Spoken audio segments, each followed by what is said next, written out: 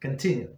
This duality of tzedakah, according to Rambam, can be further demonstrated by examples examining a seeming contradiction in his presentation of mitzvah. Okay. So one more time, his duality of tzedakah, meaning that you help the person, and meaning that it's one between you and God, and one between man and man. So the character traits, most of them, it's between man and God, and between man and man, or it's just between man and God. Okay, so let's see. It is positive commandment to give tzedakah to the poor of Israel according to what is fitting for them, the poor, if the giver can afford it.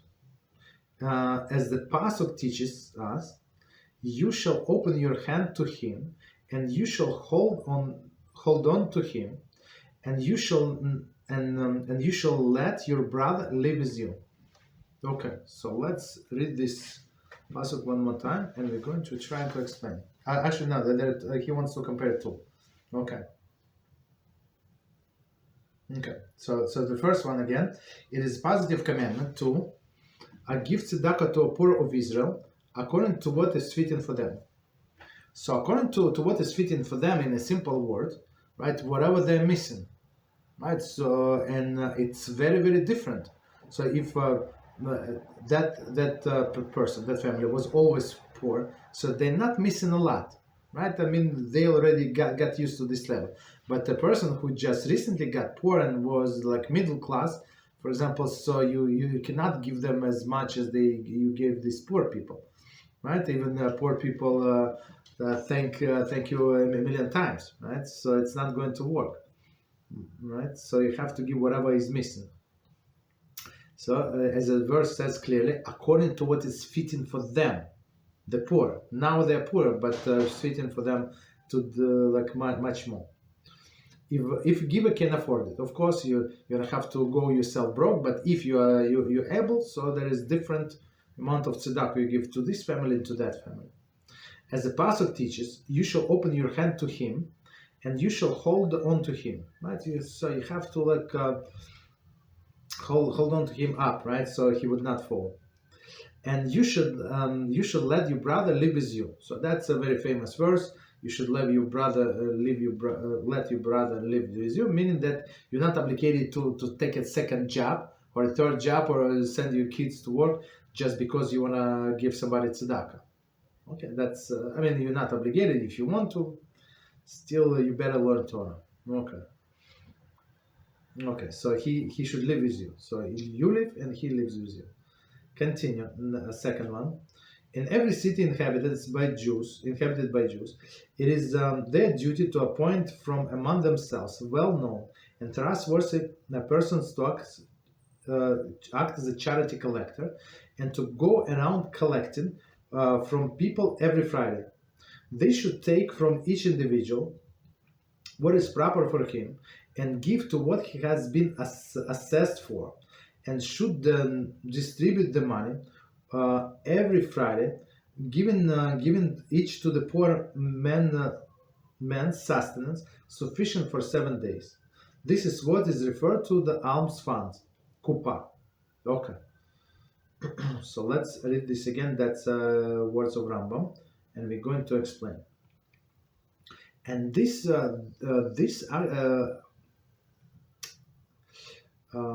institution was actually in place in many cities in Europe.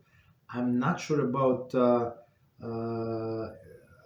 Muslim countries. I'm not sure, but in Europe, Ashkenazi Jews for sure they follow this tradition. Okay. So it says that every city inhabited by Jews, a duty to appoint among themselves well-known and trustworthy person to act as charity collector and go around collecting from the people on every Friday. So it was it was a government tax, whatever, city tax, whatever, that's separate. But it was also the Jewish tax, because why? We all were responsible for our poor people. And these Gabbai Tzedakah would go and collect money from, of course, they would assess person. olden days when no like investment, hidden investment, and I don't know, like so it was very very simple. Whatever, everybody knew what that person has. So it was not so difficult to assess the person. And this guy, this person, right, of course, respectable person, right? He would go around and collect every morning, very very early in the morning, from all of the people, right? And then give to poor people so they have time before Shabbos to buy things. So and not only that, it's not only food for Shabbos, for actually for 7 days. So 7 days, if I remember correctly, so they would collect for each day for 2 meals. So how do you know it's proper to eat 2 meals? Because Torah said that's enough. Rambam said that's enough to eat 2 meals, right? And on Shabbos or Yom Tov, 1 extra meal. So that's how they calculate. Of course, based on the family, what they if they used to be poor or not. So that's the story. Continue. It appears that at one point, Rambam states that tzedakah should be dispersed according to requirement of the needy. Later, he states the community assesses the potential donor according to his means, without referring to the needs of the potential recipient. So it's very interesting, right? So let's read it again, and we're going to explain. Because I mean, it sounds the same, but it's not. So one more time. It appears at one point that Rambam states that tzedakah should be dispersed according to requirements of the needy. As we just said, so this Gabbai tzedakah would call like according to this understanding, would estimate how much money they had, they needed to give to the poor people, and according to that, he would collect tzedakah. Okay, so it could be like different tax purposes also, like to support the yeshiva, to support the shochet and stuff like that. That's a different story. We're not talking about that. We're talking about tzedakah for poor people. Okay, so it looks like it, and it makes sense. And person, like my understanding, if you want to give tzedakah, so the Gabbai should calculate and say, okay, ladies and gentlemen, we need such and such amount, and that's it. That's what I need, and I'm going to divide like proportionally, approximately between people, and they're going to collect. Okay. So that's the first verse. It looks like that's what it means. Later, he states the community assesses the potential donor according to its means, and then he said, no, we're going to see how much each person can give. So okay, maybe he can give $100,000, but we don't need that much, right? So why do you say how much he can give, right? So not exactly like not exactly the same approach. Okay, without referring to the needs of the potential recipient, meaning what? Maybe recipients do not need so much. Okay, that's a good point. Continue. Rambam is articulating the dual nature of tzedakah. Of course, that's the central of the mitzvah of tzedakah is obligation to provide for the needy. But there is also a component to the tzedakah that speaks to the giver. Tzedakah is transformative. It has the ability to change a person who is doing the mitzvah. For that reason, the Torah is concerned about fulfilling the needs of the benefactor as well as those of recipient. Okay, those of recipient. Baal Haturim and others note that, and they shall give. The verse, expression, and they shall give, in a parasha shkalim, reads the same forward and backwards. Vanasnu. So vanasnu is it works. Read this way and another way. If now no, okay, continue. Same forward and backwards. They explain that this illustrates the fact that the giver will be repaid for what he gives monetarily. Additionally, it could be very well referred to the transformation of the giver into the better person. Okay. Moreover, tzedakah seems to be in a class by itself in the Rambam's treatment of the mitzvah. So let's do from the beginning, and we're going to explain. Very interesting. So it says Rambam articulates a dual nature of tzedakah. Again, dual, it helps the poor, and it also helps the giver. So, and that's just from this sentence we can understand the second approach that assess the donor how much he can give. So it's actually for his benefit, right? So, okay. Of course, central of the mitzvah of tzedakah is obligation to provide for the needy, right? That's the idea.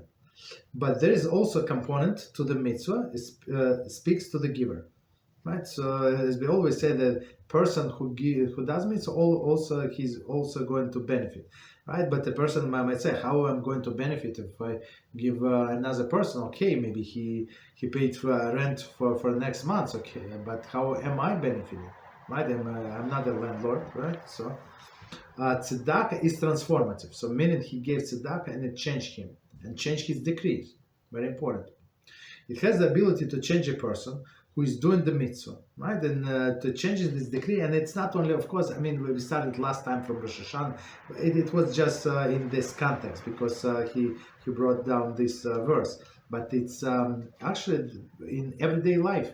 So it was a bad decree. He was supposed to get some bad disease, and he did not, right? Or somebody was destined to steal a lot from him, and they did not. Why? Because he gave tzedakah. For that reason, the Torah concerned about fulfillment of the needs of the benefactor, as well as those of the recipient. Okay, benefactor as the recipient. Right, so Torah, like even this guy does the big mitzvah and help other people. Still, Torah wants to give him also a reward, almost right away. The Baal HaTurim and others notes when asno. So if somebody likes just a side note, if somebody likes gematrias and very gematrias, numerical values. And a very, very, very interesting, deep explanation. Not too much on a pshat. Not it's like totally not Rashi, right? But in some separate verses. So by yourself, Baal HaTurim on the Chumash. So I did it 1 year. So it's very interesting. Okay. So he said that this word and they shall give. Venasno, it reads backward and forth. Right, meaning that he's going to give and he's going to receive. Okay. So, but giver is never loses. Okay. Additionally, it could be very well referring to the transformative transformation of the giver in a different person, meaning that he gives and in return the tzedakah changes him. Also possible. Moreover, tzedakah seems to be the class by itself in Rambam's treatment of the mitzvah. Before we continue, any questions on what we said so far?